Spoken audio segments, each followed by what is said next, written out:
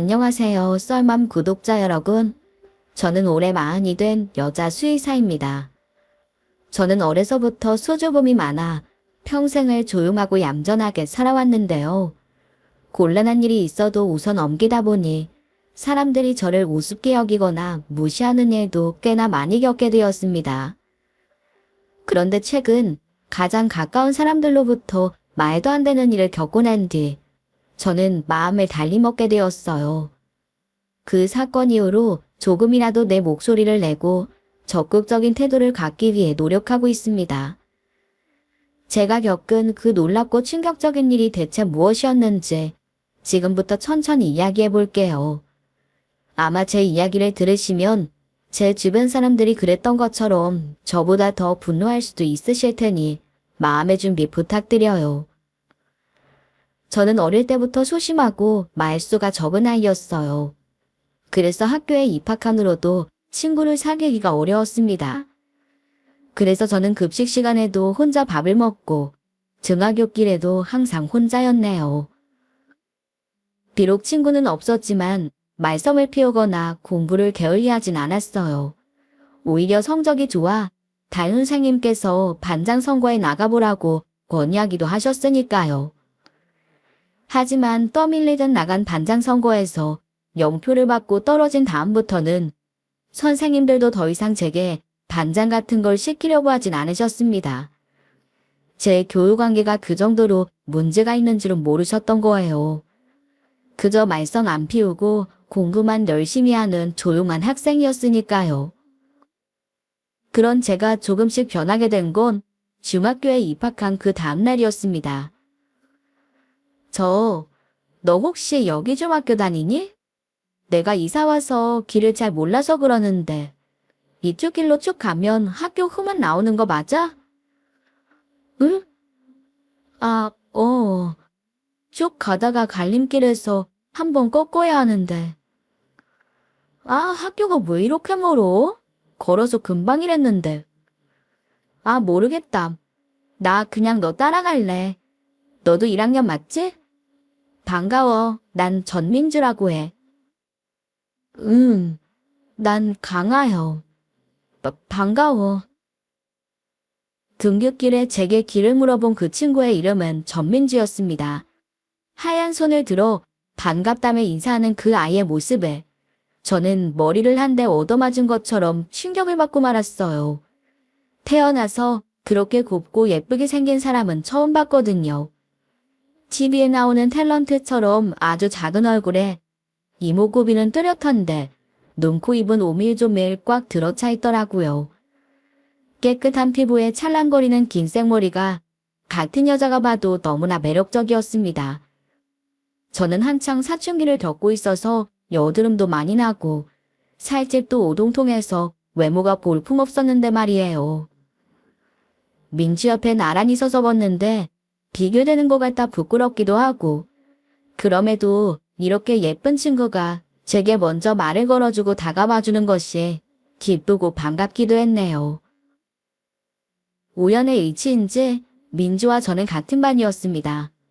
이사를 오는 바람에 새롭게 친구를 사귀어야 했던 민주는 자연스럽게 저와 가까워지게 되었어요. 그렇게 중학생이 된 이후에 저는 처음 친구다운 친구를 사귀게 되었습니다. 저와 민주는 중학교 3년 내내 단짝이었어요. 밝고 적극적인 성격의 민주 덕에 저도 조금씩 성격에 변화가 생기기 시작했습니다. 그래서 중학교 3학년 때는 전교회장 선거에도 나가게 되었어요. 비록 10표도 나지 않는 차이로 떨어지긴 했지만요. 민주와 저는 고등학교도 같은 곳으로 진학하게 되었어요. 그리고 주희와 성아라는 다른 친구도 사귀게 되었습니다. 우리 넷은 어디 가든 뭉쳐다니며 같이 밥을 먹고 놀러도 가고 공부도 함께 했어요. 비록 가고자 하는 길은 달랐지만 고등학교 졸업 후에도 우리 사총사 우정 변치 말고 자주 만나자고 틈만 나면 이야기하곤 했네요.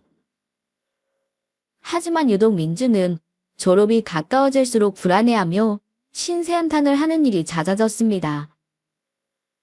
하영아, 넌 공부 잘해서 좋겠다.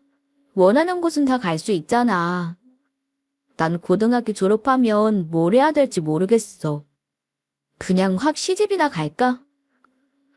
왜? 민주 너도 분명히 잘하는 게 있을 거야. 대학이 인생의 전부도 아니고. 민주 네가 하고 싶은 일이 뭔데? 꼭 직업이 아니더라도 누구나 꿈은 하나씩 갖고 있잖아. 모범생다운 소리 한다. 사람들이 전부 다 너 같은 줄 아니? 꿈이 없는 사람도 있는 거야. 난 그냥 돈 많이 벌어서 그 돈 펑펑 쓰면서 편하게 살고 싶다. 돈벼락이라도 맞았으면 좋겠어. 아님 로또라도 맞든지. 태어나면서부터 부자인 사람들은 얼마나 좋을까? 로또를 맞으려면 로또를 사는 것부터 해야지. 아무것도 안 하고 가만히 있는다고 뭐가 되겠어? 늦지 않았으니까 지금부터라도 하고 싶은 일 찾아봐. 으이구 또 잔소리. 알았어, 알았다고. 하지만 말과는 다르게 민주는 수능시험이 가까우는데도 수업 시간에 멍하니 있거나 야간 자율학습 시간에도 땡땡이를 치거나 하는 일이 많았습니다. 어디 갔다 왔느냐고 물어도 그냥이라며 둘러대고 말더군요. 저는 잠도 줄이고 열심히 노력한 끝에 서울대 수의과대학에 합격하게 되었어요. 주희도 서울에 있는 4년제 대학에, 성아는 2년제 전문대에 합격을 했습니다. 하지만 민주는 대학 같은 건 안 가겠다며 결국엔 입시를 포기하더군요. 공부를 뛰어나게 잘하는 것도 아니니 차라리 일찍 돈을 벌겠다면서요. 결국 우리 사총사는 고등학교 졸업과 동시에 뿔뿔이 흩어지게 되었네요. 대학교에 입학한 뒤로는 예전처럼 자주 볼 순 없었지만 그래도 간간히 연락을 주고받으며 친구들과 인연을 이어가게 되었어요. 저는 학과 공부와 아르바이트를 병행하느라 정신이 없어서 솔직히 다른 친구들이 어떻게 지내고 있는지 세심하게 신경 쓰지 못했습니다. 나중에서야 알게 된 사실이지만 그 시간에 민주는 연예인이 되고 싶어서 오디션을 보러 다녔다고 하더라고요. 하지만 줄줄이 낙방해서 상심이 매우 컸다고요. 말도 안 되는 금액의 계약금을 요구하는 사기꾼도 있었고 다짜고짜 성형과 다이어트를 권하는 곳도 있었다고 해요. 하지만 저는 대학 생활에 매진하느라 그런 상세한 사정까지는 알지 못했네요. 매일 정신없이 바쁘게 지내던 와중에 저에게는 남자친구도 생기게 되었습니다. 남자친구는 저와 같은 과에 다니던 동기였어요. 태어나 처음 연애까지 하게 된 저는 조금씩 친구들과의 연락이 뜸해지게 되었습니다. 그렇게 몇 년의 시간이 흐르고 어느 날 남자친구가 제게 결혼 이야기를 꺼내더군요.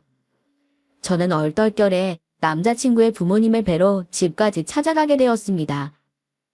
그런데 남자친구가 저를 이끈 곳은 놀랍게도 땅값 비싸기로 유명한 부촌 한복판이었어요.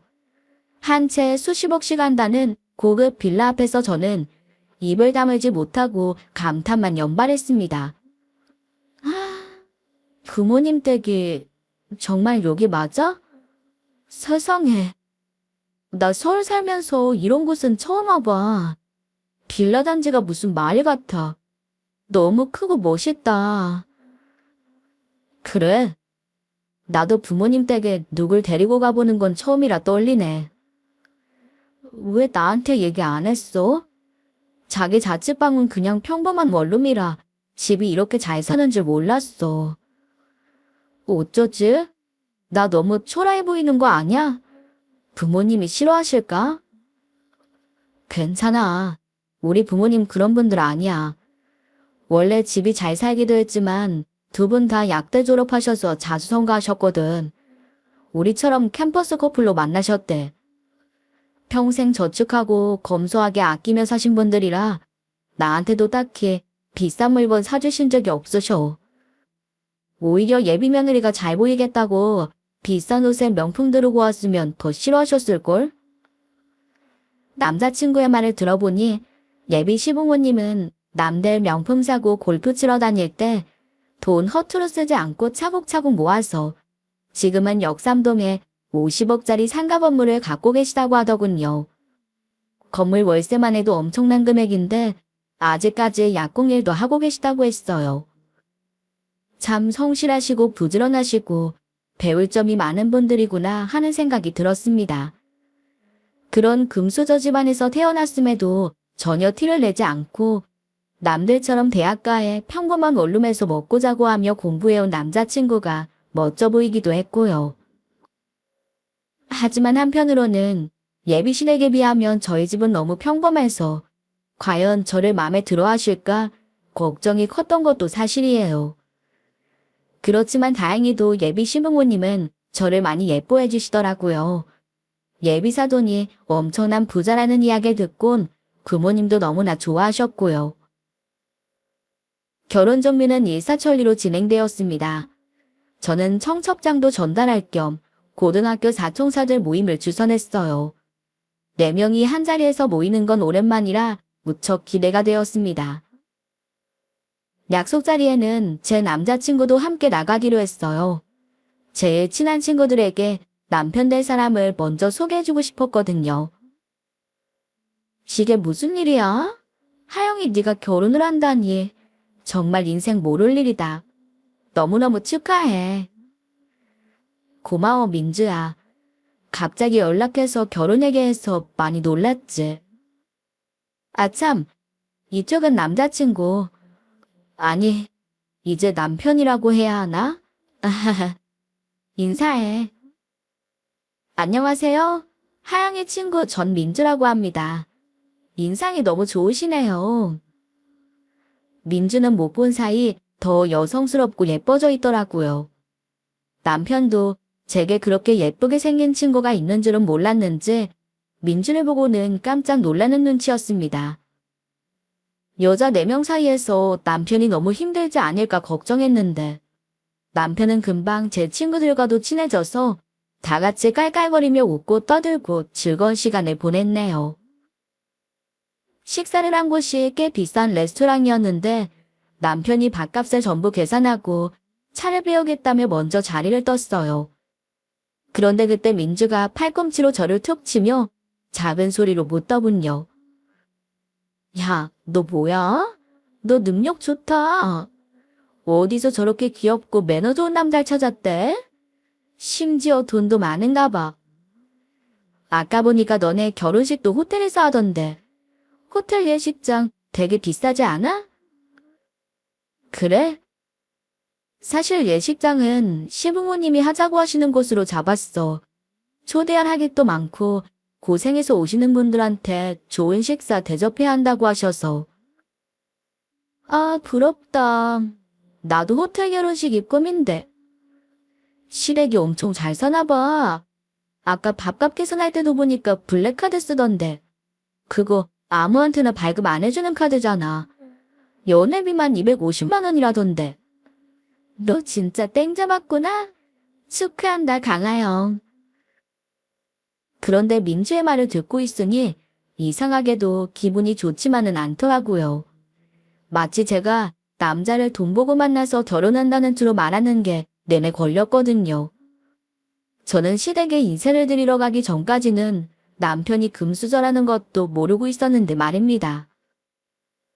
하지만 오랜만에 만난 친구들 앞에서 분위기를 깨고 싶지 않아 저는 그냥 하하 웃고 넘겼어요. 마치 숫기 없고 소극적이었던 어린 시절 모습처럼요. 한 달 뒤 호텔에서 성대한 결혼식을 올리고 남편과 저는 부부가 되었습니다. 결혼식에는 사총사 친구들도 모두 참석해 자리를 빛내주었어요.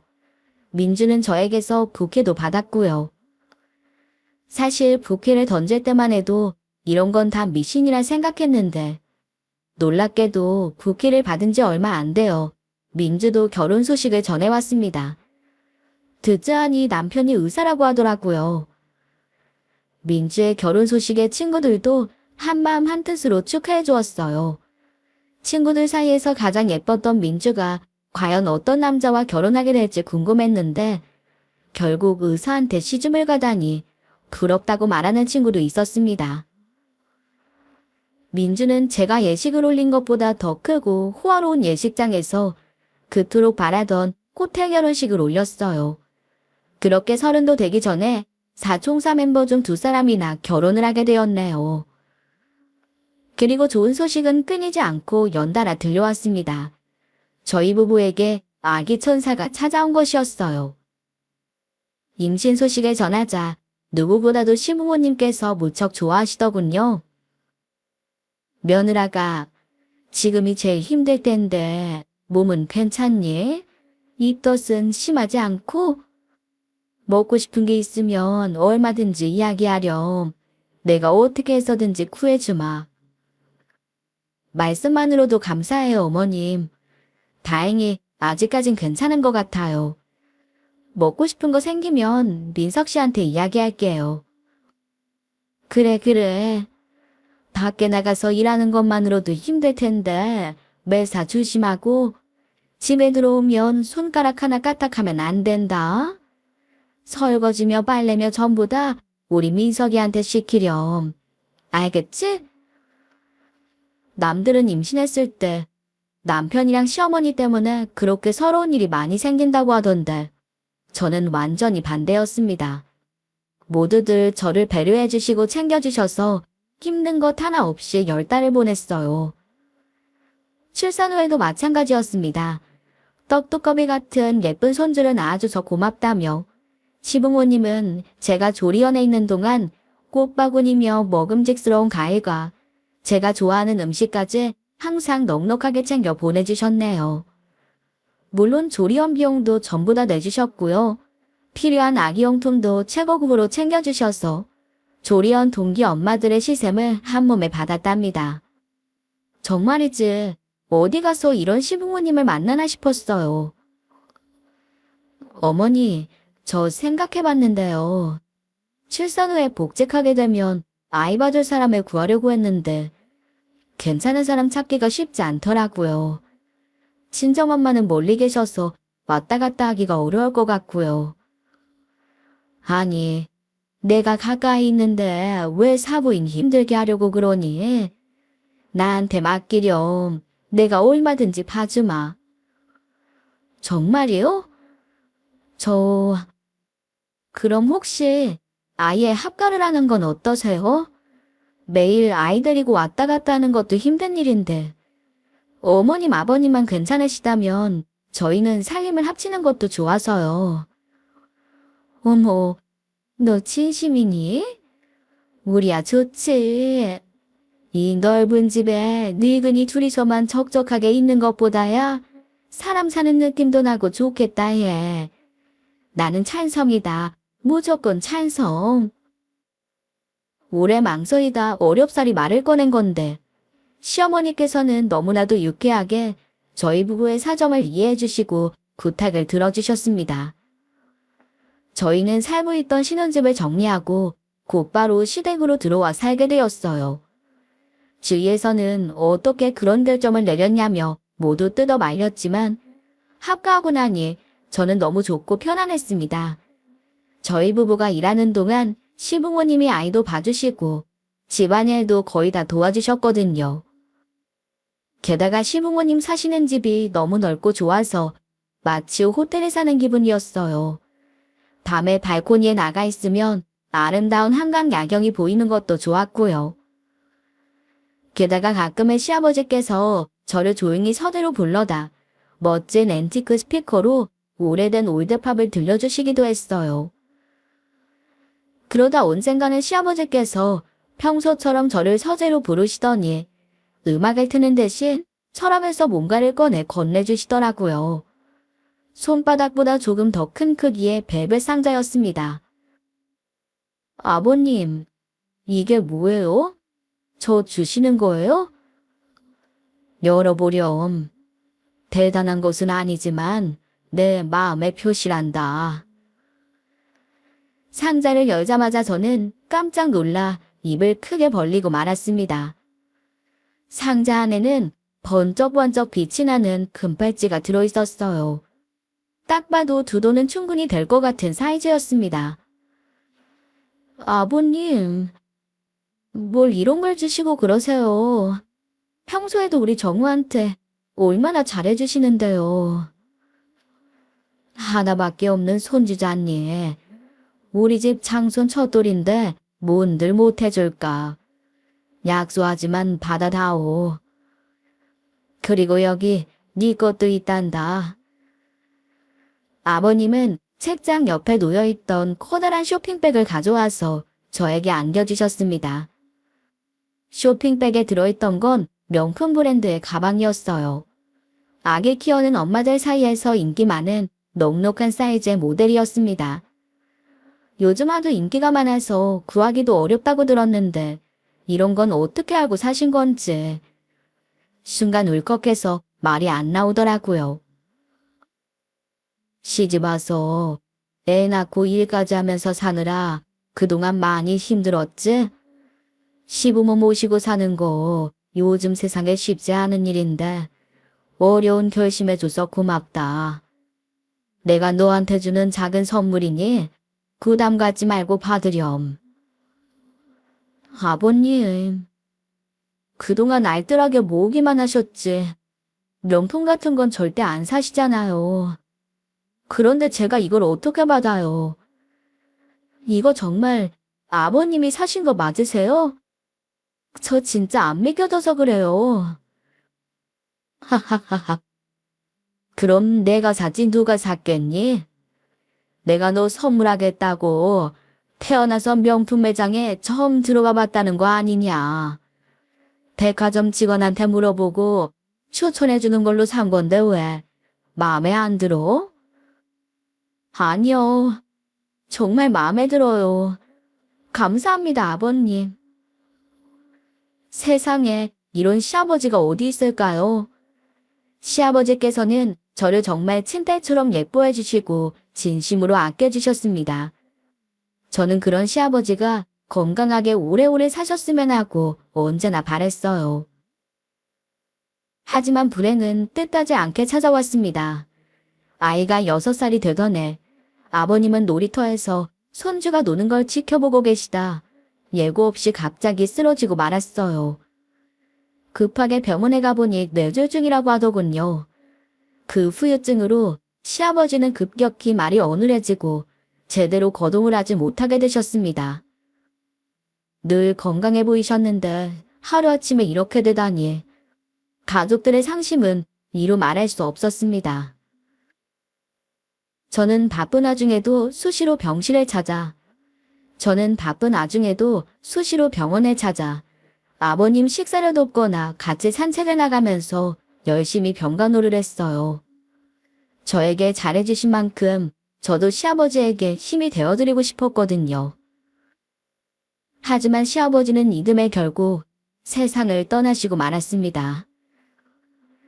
시아버지의 장례식에는 너무나 많은 분들이 찾아와 위로의 말씀을 전하고 가셨습니다. 살아생전 얼마나 덕을 쌓으셨는지 그것만 봐도 알 수 있겠더라고요. 가족들 모두 시아버지의 갑작스러운 죽음에 충격이 컸지만 언제까지나 슬픔에 빠져 있을 수는 없었어요. 왜냐하면 시아버지가 남기고 간 유산을 정리하는 문제가 남아 있었기 때문이에요. 장례식을 치르고 몇 달 동안 시아버지 명의로 된 재산을 모조리 찾아 정리하고 채무관계를 파악하는 데 온 식구가 매달렸습니다. 재산이 워낙 많다 보니 제대로 알아보지 않으면 엄청난 금액의 세금 폭탄을 맞게 될 판이었거든요. 남편은 본인 일로 바쁜 와중에 상속에 대해 알아보느라 이리 뛰고 저리 뛰고 하며 아버지의 상가 건물 관리까지 도맡아 했어요. 애를 쓰는 남편의 모습을 지켜보다 보니 딱한 마음이 들어 하루는 저도 남편을 돕기 위해 상가 건물로 향했습니다. 제가 할 수 있는 일이라면 청소라도 돕고 싶었거든요. 그런데 막상 건물에 도착해보니 남편은 어딜 갔는지 보이지 않고 젊은 청소부 아줌마가 열심히 청소를 하고 있더라고요. 그런데 그 청소부의 얼굴이 어딘가 낯이 익었습니다. 저는 고개를 숙이려 청소부의 얼굴을 자세히 살피다 그만 비명을 지르고 말았어요. 너 민주 아냐? 맞지, 전민주. 강하요? 하영이, 네가 여기 왜? 너 혹시 여기서 동물병원 아니? 아니, 사실 이거 우리 시댁 건물이야. 그러는 넌 어떻게 된 거야? 나이 많은 의사랑 결혼하지 않았어? 근데 네가 왜 여기서? 아, 너 몰랐구나. 그 인간이랑 이혼한 지 꽤 됐어. 1년도 못 살고 이혼했으니까. 그런 일이 있었니? 나 전혀 몰랐어. 미안해. 내가 눈치가 없었네. 말을 하면서도 좀 이상하다 싶더군요. 결혼식 이후에도 민지를 비롯한 사총사들과 종종 안부를 주고받으며 지냈는데 그 누구도 민주가 이혼했다는 말을 한 적이 없었거든요. 아니, 민주 본인이 이혼했다는 말을 한 적이 없었습니다. 심지어 아이 낳고도 몇 번 다 같이 만났었는데 그 자리에서도 민주는 이혼 얘기를 꺼낸 적이 없었어요. 언제나처럼 예쁘게 차려입고 우아하게 앉아있다 돌아가길래 의사 사모님으로 잘 지내는 줄로만 알았죠. 그런 애가 이렇게 형편이 안 좋아져 청소부 일을 하고 있을 줄 제가 어떻게 알았겠습니까? 저는 어쩌다 그렇게 빨리 이혼하게 된 건지 자세히 물어보고 싶었지만 민주는 더 이상 대화를 하고 싶지 않은 눈치더군요. 어쩔 수 없이 인사를 나누고 찜찜한 기분을 안고서 집으로 돌아와야 했네요. 저는 남편이 집에 들어오기를 기다렸다가 오늘 있었던 일을 말해주었습니다. 그런데 남편에게서 뜻밖의 대답이 돌아왔어요. 아, 민주 씨?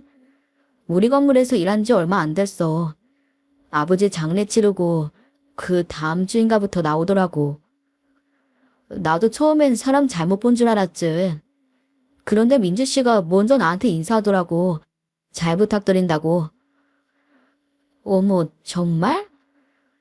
그런데 당신은 왜 나한테 말을 안 했어? 그게 뭐 좋은 일이라고 굳이 얘기를 해. 민주 씨도 부끄러워하는 것 같더라. 남편이랑 좋게 헤어진 게 아니라서 이혼하고도 친구들한테도 말을 못했대. 그래서 그냥 모르는 척 했지. 이제 당신도 알게 됐으니 더 이상 비밀로 할 것도 없네. 남편이랑은 왜 이혼했대? 당신은 뭐 들은 거 없어? 글쎄, 그런 얘기까진 안 하던데? 1년도 못 살고 헤어진 거면 민주 씨 잘못이 있어서 헤어진 거 아닐까? 혼인 기간이 짧을수록 여자 입장에선 재산분할 받기 불리할 텐데 그렇게 일찍 헤어진 거 보면 말이야. 남편은 별일 아니라는 듯이 대수롭지 않다는 투로 말을 하더군요.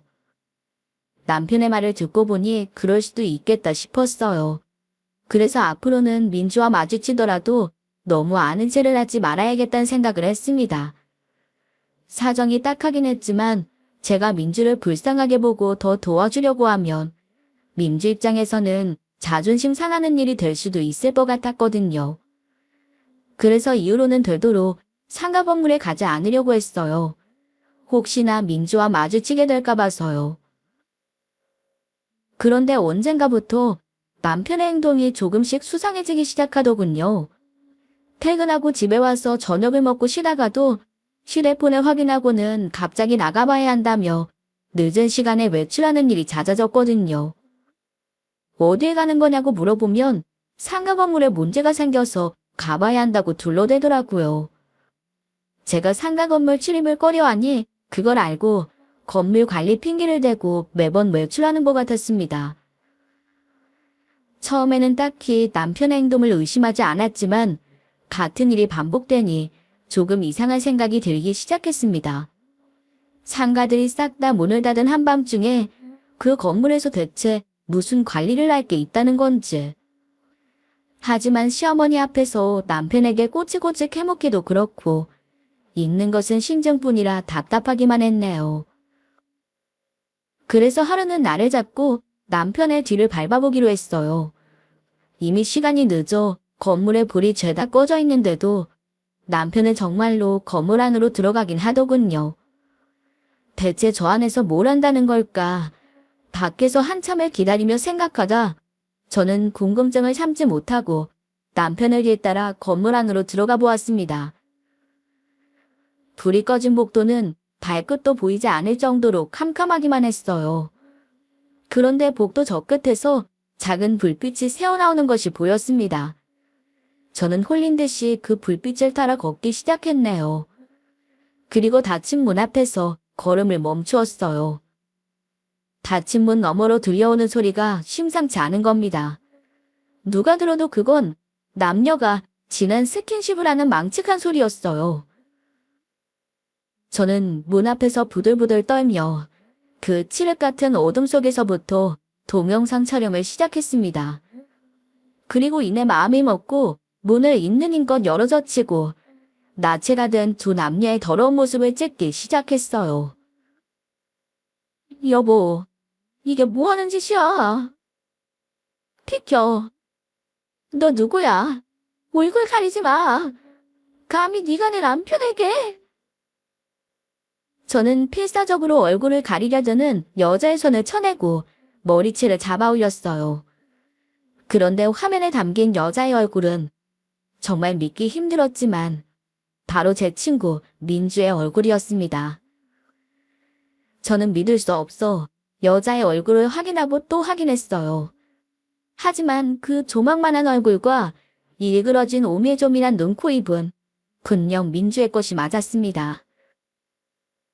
저는 순간 이성을 잃고 휴대폰이고 뭐고 전부 내던지고서 민주에게 달려들었어요. 네가 인간이야? 어떻게 나한테 이럴 수가 있어? 너 처음부터 알고 이런 거지? 우리 시댁 건물인 거 알고 들어온 거지? 곤에 미쳐서 친구 남편을 꼬셔? 쓰레기 같은 년. 아, 이거 나. 이거 못 나. 내가 뭘 그렇게 잘못했다 그래. 순탄치 않은 인생 넋두리 하면서 술 한잔 하다가 성인 남녀가 그럴 수도 있는 거지. 구악스럽게 이게 무슨 짓이야. 이거 나 놓으라고. 뭐라고? 너 터진 힘이라고 뱉으면 다 말이 되는 줄 알아? 그럴 수도 있어. 당신은 뭐야? 내 앞에선 태어난 척 아무 사이 아닌 척 굴더니 언제부터 둘이 붙어먹었어. 당신이 그러고도 사람이야. 남편은 대답도 못하고 우물쭈물하더니 민주가 비명을 지르자 쩔쩔매며 털썩 무릎을 꿇더군요. 그리고 아무 말이나 하며 빌기 시작하는데 정말 어이가 없어 헛웃음만 나왔습니다. 맹세해. 그때는 진짜 아무 사이 아니었어. 오늘 처음 그런 거야. 그동안은 오며가며 자주 마주쳐서 인사만 했었는데 자주 보다 보니까 얘기도 길어지고 사정을 들어보니 또 딱하잖아. 그래서 술이나 한 잔 같이 하자고 했던 게 그만. 미안해. 내가 잘못했으니까 그거 놔. 그러다 민주씨 다치겠어. 뭐? 민주씨 다치겠어? 당신은 지금 이 상황에 저 쓰레기 같은 년 걱정이나 하는 거야? 둘이 체급부터가 다르잖아. 막말로 씨름 선수 같은 당신이랑 여리여리하고 가녀린 민주씨랑 힘으로 상대가 돼. 그러니까 제발 진정하고 그 손 좀 놔. 꼭 내가 나서서 힘으로 해결해야겠어. 저는 말문이 막혀서 대꾸도 하지 못하고 멍한 눈으로 남편을 쳐다보았습니다. 제가 잘못 들은 게 아닌지 제 귀가 의심스럽더라고요. 말하는 꼬락서니를 보니 일방적으로 민주가 제 남편을 꼬신 게 아니라 끼리끼리 둘이 짝짝꿍이 맞아 이 사단이 났다는 걸 깨달을 수 있었습니다.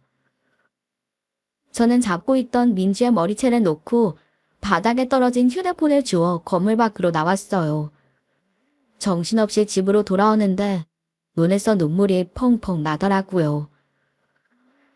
제가 울면서 들어오자 시어머니께서는 깜짝 놀라 무슨 일이냐며 놀라서 물어보셨어요.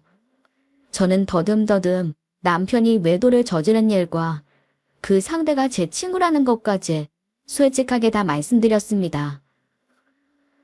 제 얘기를 다 들으시더니 시어머니는 얼굴이 하얗게 질리셔서 한숨만 푹푹 내쉬셨네요. 내가 널 볼 면목이 없다. 어떻게 그런 짓을. 자식을 잘못 키운 내 죄야. 정말 미안하다. 민석이 이 녀석 집에 들어오면 내가 절대로 가만두지 않으마. 아니에요, 어머니. 저는 이미 두 사람한테 실망할 대로 실망했어요. 둘 중 한 사람이라도 저를 조금이라도 생각했다면 절대로 이런 일은 일어나지 않았을 거예요. 아, 저 그냥 이혼할래요. 남편이 뭐라고 변명하든 제 마음은 안 바뀔 것 같아요. 아, 죄송해요, 어머니.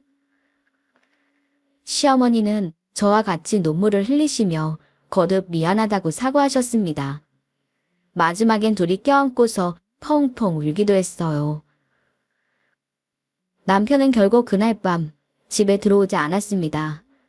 그리고 다음날 제가 출근한 사이 집에 들어와 짐을 챙겨 나갔더군요. 그렇게 저희 부부는 이혼 절차를 밟게 되었습니다. 다행히 그날 제가 휴대폰으로 찍은 음성 파일과 영상 녹화본이 있어 남편을 유책 배우자로 이혼 소송과 함께 위자료 소송을 진행할 수 있었네요. 소송이 끝나기까지는 1년 반이라는 긴 시간이 걸렸습니다. 저는 최대한으로 재산 분할을 받고 위자료와 함께 양육권도 가져오게 되었어요. 모든 과정이 마무리되어 갈 때쯤 저는 아이와 함께 살 집을 알아보기 시작했습니다. 우습게도 이혼 소송을 하는 동안에도 아이 육아 때문에 시어머니와 함께 살고 있었거든요. 정작 남편은 집을 나갔는데 저는 시어머니와 함께 살았다니 웃지 못할 상황이었습니다. 어머님, 저 이사갈 집 오늘 계약하고 왔어요. 며칠 내로 짐 정리해서 나갈게요. 그동안 신세 많이 졌습니다. 그동안 저한테 잘해주셔서 감사해요. 남편과는 안 좋게 헤어졌지만 어머님이 해주신 것들 잊지 않으면서 살아갈게요. 내가 너한테는 정말 면목이 없구나. 아들 하나 있는 거 잘못 키우는 바람에 남의 집 귀한 딸 눈에 피눈물 나게 하고 말았으니 어떤 걸로도 위로가 안 되겠지만 가기 전에 이거라도 받고 가렴. 내가 해줄 수 있는 게 이것뿐이라 미안하다. 시어머니는 제게 미안하다면서 웬 서류 봉투 같은 걸 주시더라고요. 열어보니 그 안에는 빳빳한 종이 한 장이 들어있었습니다. 저는 종이에 적힌 내용을 다 읽고 눈이 휘둥그레져서 시어머니를 바라보았어요. 시어머니는 평온한 얼굴로 말없이 고개를 끄덕이시더라고요. 어머님, 제가 이걸 가지고 가도 될까요? 당연히 되지. 내가 주는 마지막 선물이니 잘 챙겨가거라. 감사합니다, 어머님. 가끔 정우 데리고 찾아뵐게요. 몸 건강히 계세요. 짐을 싸서 집에서 나오는데 이젠 정말 끝이란 생각이 들더군요. 하지만 미연은 없었습니다. 이제부터는 남편과 민주 생각에서 벗어나 오로지 나와 아이만을 생각하며 새롭게 시작하리라 결심했거든요. 그런데 며칠 뒤 사총사 중 하나였던 지희에게서 전화가 걸려왔습니다. 하영아, 너 민주 소식 들었어? 걔 곧 민석 씨랑 결혼한대. 너 이혼 소송 끝나기만을 기다리고 있었나 봐. 근데 그게 다가 아니고 이번 달 동창회 나와서 동창들한테 싹 다 청첩장 돌릴 거라고 하고 있다나 봐. 미쳤어 정말. 얘를 어쩌면 좋니? 어쩌긴 납작하게 밟아줘야지. 잘됐네. 나도 나가야겠다. 동창회 어디서 한대? 너 뭐? 야, 너 제정신이야? 오긴 어디로 겠다는 거야? 너 그러다 싸움 나. 싸움 안 날걸? 너 그거 알아? 싸움도 체급이 맞아야 하는 거야. 지 새끼가 사자한테 싸움을 걸었으면 목숨 정도는 걸고 나와야지. 안 그래? 주인은 도무지 뭔 소리를 하는 건지 모르겠다며 한숨만 쉬더라고요. 저는 차라리 잘 됐다 싶었어요. 그래서 동창의 날이 올 때까지 나름의 준비를 하며 하루하루 시간을 보냈습니다. 친구들을 만나 뭔가를 부탁하기도 했고요. 그리고 동창회 당일 아침, 이른 시간부터 미용실에 들러 머리와 메이크업을 하고 옷도 예쁘게 차려입었어요. 민주 앞에서 초라해 보이고 싶지 않았거든요. 그렇게 때 빼고 강내고 열심히 준비한 후에 동창회 장소로 향했습니다. 도착했을 때는 이미 많은 친구들이 먼저 와서 이야기꽃을 피우고 있더군요. 그런데 제가 들어가자마자 갑자기 분위기가 싸해지더니 모두의 시선이 한 곳에 쏠리는 겁니다. 예상대로 그곳에는 먼저 도착한 민주가 다리를 꼬고 도도한 표정을 짓고서 앉아있더군요. 어디서 돈이 났는지 비싼 명품으로 몸을 휘휘 감고 말입니다. 어머, 이게 누구야? 내 생명의 은인이네. 고맙다, 하영아. 내가 네 덕분에 40년 만에 팔자가 폈잖니. 고맙기는 내가 고맙지. 네 덕분에 내 손에 더러운 물 하나 안 튀기고 쓰레기 분리수거했잖아. 아, 쓰레기가 쓰레기를 만났으니 그건 분리수거가 아닌가? 헷갈리네. 아, 뭐 아니고 꼭 화난 마음 드는 건 이해해. 너한테 이걸 주는 게 맞는 건지 모르겠는데 어쨌든 내 사진이 예쁘게 나왔으니까 한 장 줄게. 우리 청첩장이야. 소식 들었지? 나 민석 씨랑 결혼하잖아. 그래.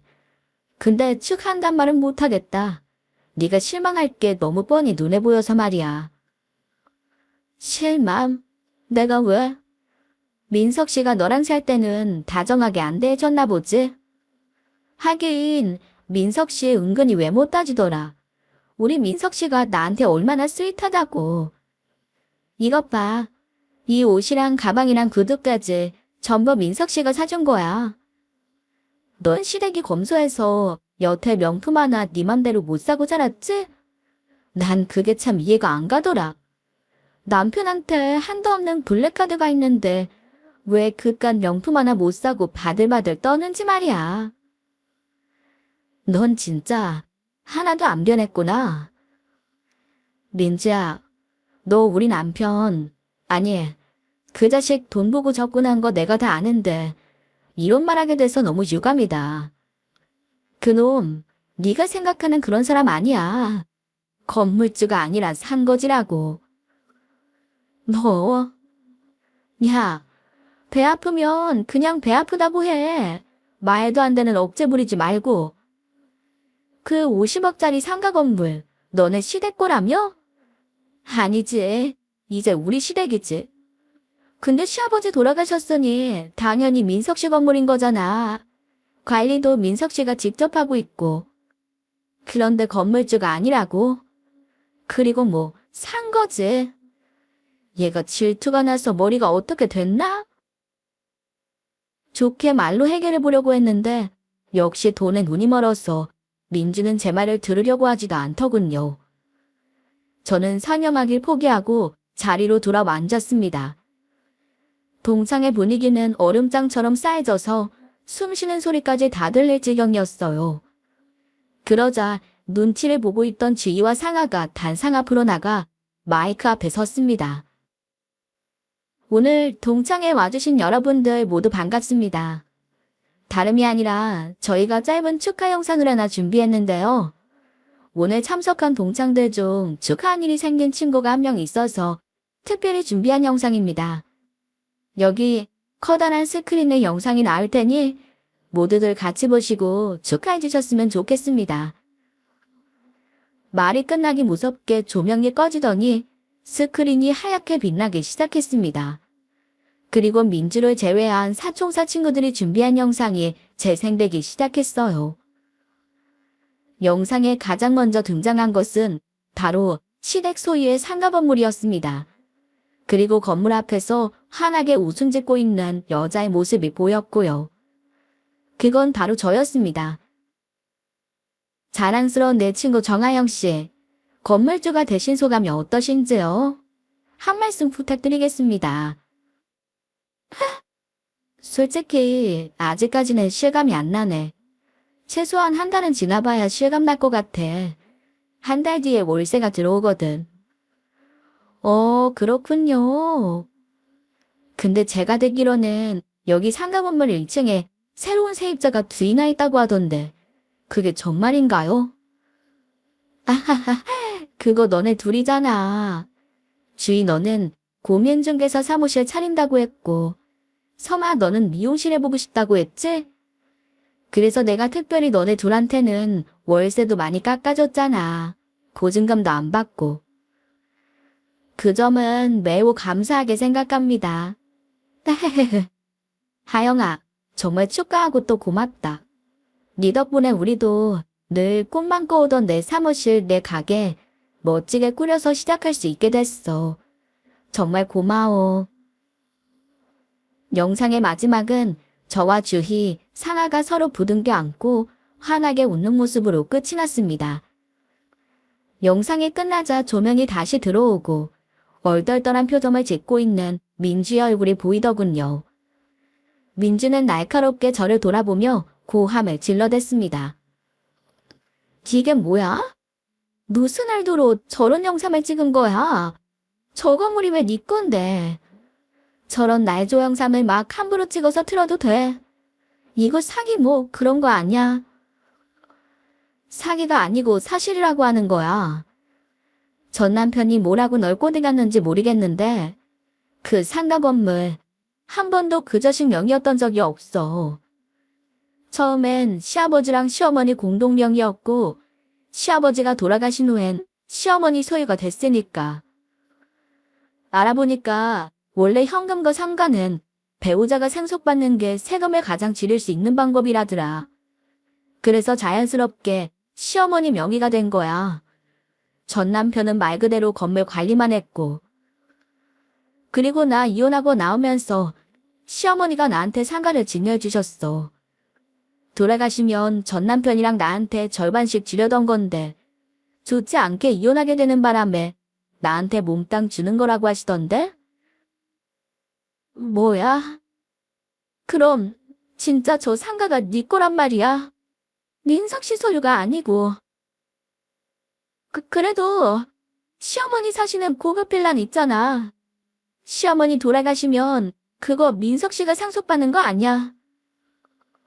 넌 진짜 하나만 알고 둘은 모르는구나. 그 빌라도 시세가 엄청나서 상속세가 무지막지하게 나올걸.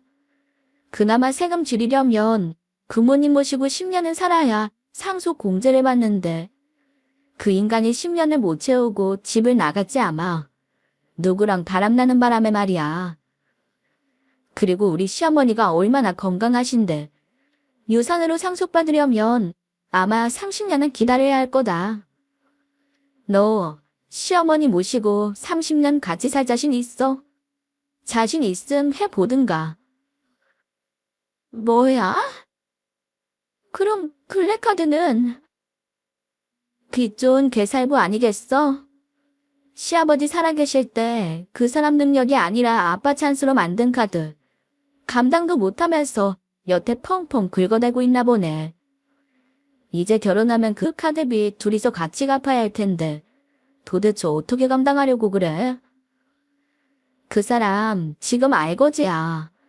나랑 이혼하면서 재산 분할해주고 나한테 위자료 내고 가진 돈 하나도 없다고. 지금 네가 살고 있는 그 집 보증금도 싹 다 대출할 텐데 넌 뭘 믿고 그런 놈이랑 같이 살겠다고 하는 거야. 제가 쏘아붙이자 민주도 더는 대꾸하지 못하고 주먹만 꼭 말아주더군요. 저는 핸드백에서 반으로 접은 종이 한 장을 꺼내 민주의 앞에 휙 던져주었습니다. 청첩장 잘 받았다. 이건 결혼 선물. 뭐? 이게 뭔데? 상간녀 위자료 청구소송 서장? 야 강하여, 너 진짜. 군에서 악을 쓰는 민주를 뒤로하고 저는 동창회장을 빠져나왔습니다. 속이 다 후련하더군요. 친구들도 사이다를 마신 것처럼 시원하다면서 저보다도 더 속 시원해하더라고요. 그렇게 며칠이 지난 뒤 누군가 집 앞에 찾아왔습니다. 문을 열어보니 전 남편이었어요. 당신, 그동안 잘 있었어? 정우는 잘 있고? 지금 이게 뭐 하는 거야? 아직 면접 교섭일 안 됐잖아. 갑자기 이렇게 찾아오면 어떡해? 다름이 아니고, 내가 정말 미안하다. 잘못했다, 혜영아. 나 이제 그 여자 말은 하나도 못 믿겠어. 처음에는 그 여자가 하는 말이 너무 안 됐고 불쌍해서 뭐든 들어주고 싶었는데, 가면 갈수록 말이 앞뒤가 안 맞고 억지스러운 게 아무리 생각해도 싹 다 거짓말이었던 것 같아. 내가 속은 것 같다, 하영아. 그걸 이제 알았어? 그래서 뭐 어쩌자고. 우리 벌써 이혼했잖아. 민주랑 둘이 알아서 해결해. 여기 와서 이러지 말고. 난 네 친구라길래 너처럼 괜찮은 사람인 줄 알았어. 그런데 저번에는 지갑에 있던 카드가 없어져서 어딜 갔나 했더니 나한테 말도 없이 그걸로 1,000만 원을 넘게 긁고 온 거 알아? 그것도 꼭 필요한 곳에 쓴 게 아니라 동창이 난다고 옷을 샀다더라. 돌아가신 우리 아버지가 아시면 몰라 자빠지실 일이야. 그런 여자랑 어떻게 같이 사니? 그런데 진짜 웃기는 건 동창회 갔다 와서 갑자기 나한테 화를 내고 난리를 부리는 거야. 상가 건물 어떻게 된 거냐면서. 난 한 번도 내 입으로 그거 내 명이라고 말한 적도 없는데 자기 멋대로 오해해놓고 나더러 사기 결혼이라고 막말을 하는 거 있지? 그래서 나 이 결혼 도저히 못한다고 하고 하원하고 헤어졌어. 알고 봤더니 그 여자 정말 돈만 밝히는 속물이었더라. 첫 번째 결혼도 1년이 못 가 이혼하게 된 사유가 다른 돈 많은 남자랑 바람 피우다 들켜서였대. 우리 아버지 상가 건물에서 청소부로 일한 것도 날 꼬시려고 일부러 그랬던 거고. 내가 진짜 사람 보는 눈이 없나 보다. 어떻게 그런 여자한테 홀려서는. 남 탓하지 마. 전민주, 걔가 나쁜 년인 건 맞지만 당신도 잘한 거 하나도 없어. 어떻게 아내 친구랑 바람을 피울 수가 있어? 이제 와서 이런다고 난 당신 용서할 마음 절대 없으니까 헛짓거리 하지 말고 돌아가. 미연이 가득 남은 얼굴을 바라보는 남편을 두고 저는 현관문을 힘껏 닫아버렸습니다. 이후로 남편을 다시 보는 일은 없었어요. 이후 이어진 상간녀 소송에서 저는 승소하여 민주로부터 이자료 2천만 원을 받게 되었습니다. 민주는 돈이 없다면서 조금만 기다려달라고 했지만 저는 그럴 생각이 없었어요. 곧바로 민주가 살고 있는 집 보증금과 민주명의의 통장에 가압류 신청을 걸었습니다. 앞으로는 월급이 들어와도 마음대로 쓸 수 없을 테니 답답해서라도 위자료를 내놓을 수밖에 없겠지요. 뭐 당장은 그 돈이 없어도 제 생활에 문제가 되는 것은 아니지만요. 요즘 저는 인간에게 받은 실망과 혐오는 잠시 뒤로 미뤄두고 자꾸 무해한 동물 친구들을 진료하고 치료해주며 제 삶에 최선을 다하는 중이에요. 삼총사가 된 친구들을 만나 맛있는 것도 먹고 수다를 떨며 스트레스를 풀기도 하고요. 가끔은 시어머니 댁에 찾아가 손주도 보여드리고 용돈을 드리고 오기도 합니다. 저 때문에 그 비싼 상가 건물을 포기하셨으니 그 정도는 해야 도리인 것 같아서요. 그리고 하나뿐인 제 아이를 위해 더 기운내서 씩씩하게 살아가려고 노력 중이네요. 저는 더 이상 소극적이고 부끄러움이 많은 과거의 강아형이 아니거든요. 이제는 저 자신과 아이를 지키기 위해 적극적으로 목소리를 내고 할 말은 할 줄 아는 그런 사람으로 살아가고자 합니다. 제 이야기는 여기까지입니다. 들어주셔서 감사합니다.